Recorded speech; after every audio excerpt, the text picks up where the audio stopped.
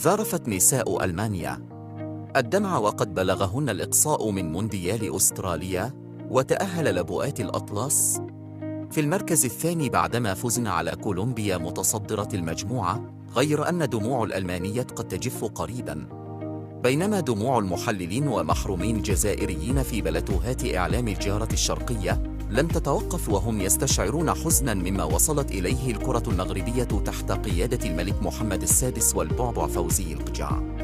ويبدو أن الإعلام الرياضي الجزائري لن يكون بخير هذه الأيام، وهو الذي ظل ينسب منجزات المنتخبة الوطنية المغربية إلى الكولسة، وهم يعاينون الأضرار التي الحقتها بهم.